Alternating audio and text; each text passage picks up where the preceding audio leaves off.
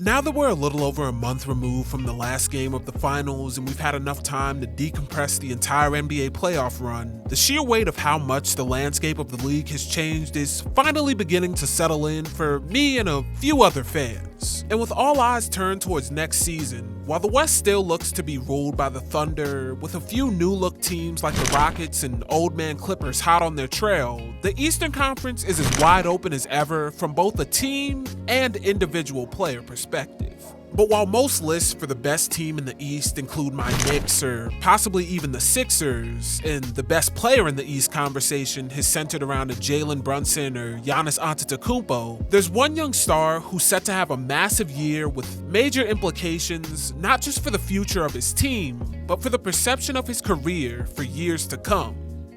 Paolo Banchero. Paolo, who's already received the tag of underrated based purely on his lack of nationally televised games and media coverage from the league, has silently been torching defenses and putting together a truly awe-inspiring highlight reel behind his unique mix of athleticism, finishing, and mid-range scoring. But a deeper look at his advanced stat profile and the offensive scheme of the Magic throughout his career revealed that there's been a clear burden in the way of allowing him to enter his name into the superstar conversations of the East. Because his horrendous efficiency has not turned nearly as many heads as it should have for a player of his caliber. And a closer look at his shot profile, his role as a primary creator and offensive option, and the personnel and systems that he's been forced to operate in can tell us a lot about what it means to lead a team in the league, the weight of efficiency in determining a great player, and the true measure of superstardom in the eyes of the people. So,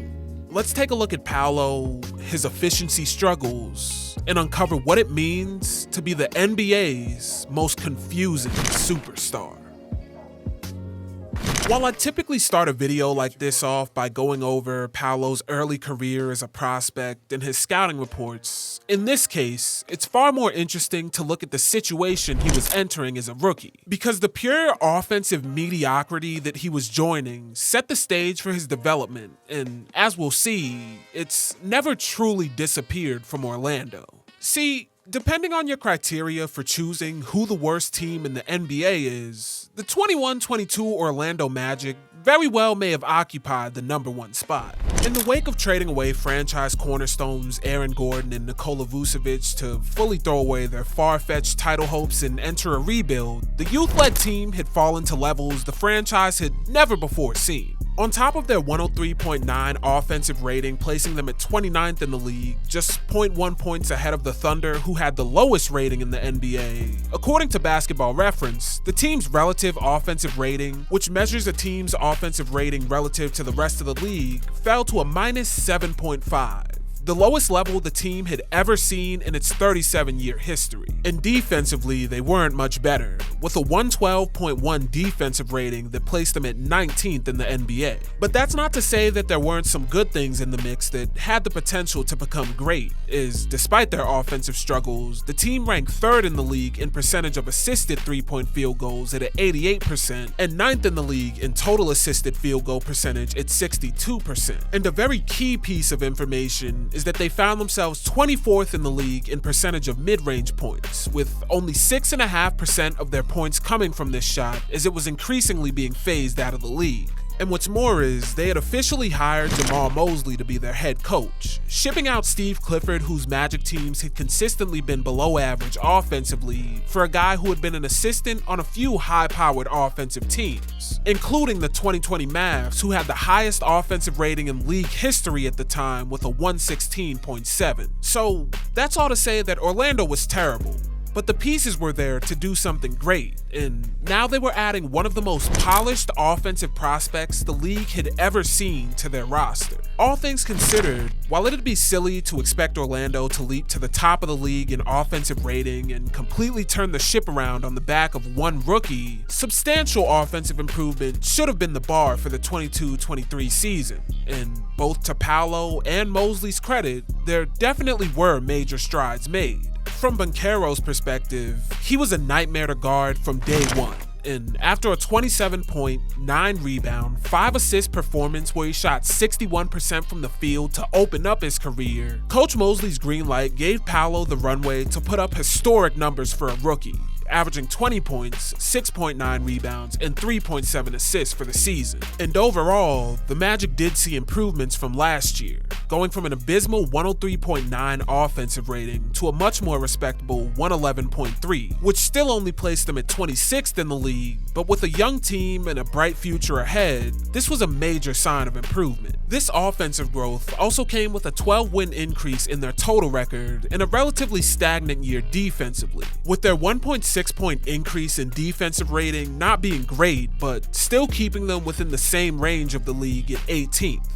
But Paolo's rookie year had a notable caveat, as both his efficiency and ball dominance were major downsides to an otherwise terrific season. For starters, Banchero's 20 points per game came on 42.7 and 29.8% efficiency from the field and three-point line, numbers which already aren't great, and his effective field goal percentage of 46.5% placed him all the way down in the 10th percentile amongst all forwards this season. And what's more is Banchero's points per shot attempt, which measures the amount of points that Banchero converted per 100 shots, including free throw attempts, was only a 105.7, which placed him all the way down in the 23rd percentile. This number becomes a bit more questionable when you consider that Banchero's 73.8% from the free throw line on 7.4 attempts a game was one of the more consistent sources of production for the rookie. And the Magic as a whole felt the impact of Paolo, as the forward's 28.1 usage rate already placed him in the 94th percentile amongst all forwards, and thus his shot selection and decision making heavily impacted Orlando's offensive makeup, with the team jumping all the way from 24th in the league in percentage of mid-range points all the way up to 8th in the league at an 8.5%. And the pass-heavy, three-point-centric approach the team took in their rebuild was rightfully replaced by Paolo ball,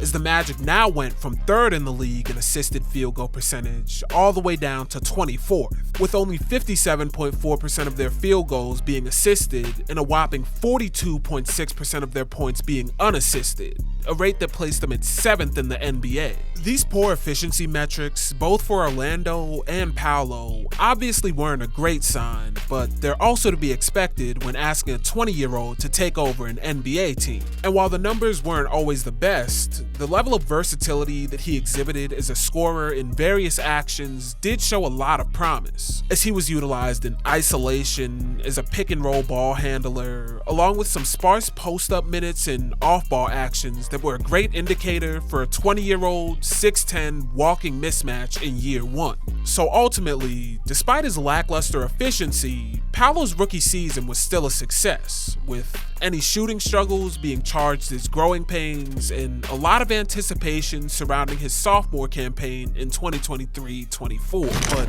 once again, the year would turn out to be a mixed bag of major improvements and major signs of concern. Banchero would take a leap in virtually every statistical category, averaging 22.6 points, 6.9 rebounds, and 5.6 assists on a much improved 45.5% from the field and 33.9% from three on 4.4 attempts a game, all growth that helped him secure his first All-Star appearance. Orlando's success stemmed both from Paolo's growth, but also Jamal Mosley and Jalen Suggs helping to unlock the team's defensive potential, with their 113.4 offensive rating still only placing them 22nd in the league, but their defensive rating of 111.3 was good to put them at 2nd in the NBA. Relative to what he did as a rookie, Paolo somehow managed to take on even more of an offensive burden for the Magic, doing so in an even more diverse mix of actions, but with even more spotty efficiency. Banchero's isolation scoring saw him isolate with a 14.9% frequency, scoring 0.89 points per 100 possessions to place him in the 45th percentile. And while he still spent the majority of his time as the ball handler, as a roller in the pick and roll, Banchero was similarly unlocked, as despite only having a 4.9% frequency in the regular season and scoring 0.95 points per 100 possessions, during the playoffs, he scored 1.33 points per 100 possessions to place him in the 85th percentile, the most efficient he'd been in any action through his first 2 seasons. And these roles could sometimes devolve into a post-up where Paolo could bully a mismatch or showcase some of his patience and footwork to create a good shot for himself or someone else. In fact, Paolo would find himself in the 72nd percentile of assist to usage ratio this season at a 0.82, a stat that becomes much more impressive when you consider that he had the highest usage rate in the league amongst forwards at a 30.9%. Unfortunately though, even with his growth as a passer and diversified offensive profile, Banchero's on-off numbers and the Magic's offensive production suffered as a result of the broader team's three-point struggles, as the team only attempted 31.3 trays a game and connected on 11 of them, numbers that legitimately placed them at the bottom of the league. This paints a clearer picture of the double-sided issue for Paolo as an offensive hub, because while it is true that his efficiency as a scorer and ball handler in these actions needed to improve, the cast surrounding him similarly needed to be able to capitalize off the various advantages he could create by forcing double teams in isolation or rumbling to the post as a short roller, or even forcing a rotation that creates an open three-point opportunity with his gravity as a pick-and-roll ball handler. All of these spacing and shooting issues would of course become apparent in the Magic's first-round loss that year to the Cavs, where Banchero's 27 points a game on 45.6% from the field and 40% from three were clearly superstar numbers, but were ultimately made meaningless when his supporting cast shrunk completely under the lights. And thus, Banchero ended a year of various offensive improvements on a relatively low note,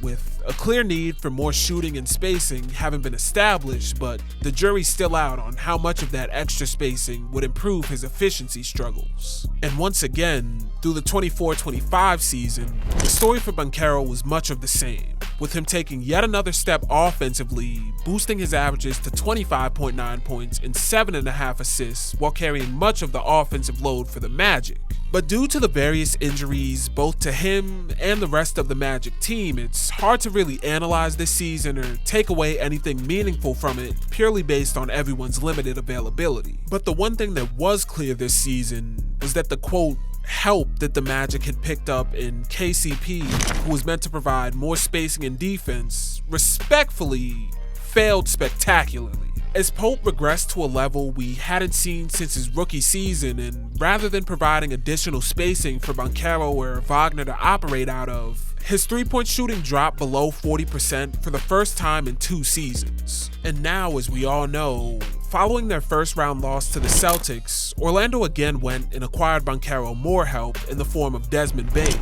who looks to finally be the type of on-ball and off-ball threat that can fully help maximize Paolo's versatility in various actions, and hopefully flip the script for this Magic offense, which has been so consistently bad. But as the bar raises and rosters get more talented, so too do expectations. And with Orlando's contending window starting to open, this year looks to be the first that we see what Paolo can do with more weapons and more expectations. There's certainly an argument to be made that all of these criticisms are premature, and it's extremely dramatic to have made a video about the shooting struggles of a 22-year-old all-star. But at the same time, few players in NBA history have been blessed with the unique blend of size, strength, athleticism, and shot-making ability that Banchero has shown throughout his basketball career. And this video isn't trying to take away from his talent, because the reality is that he has the potential to be the best player in the game sooner than we all may think.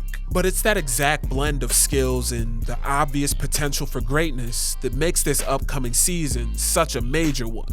Because with a revamped Orlando roster filled with shooting and two-way versatility, this may be the first chance we get to truly see Paolo unlocked, and what that looks like may either be the cause for celebration for Orlando fans or the birth of NBA Twitter's newest punching bag. So Magic fans and the broader NBA world should be on the lookout this upcoming season,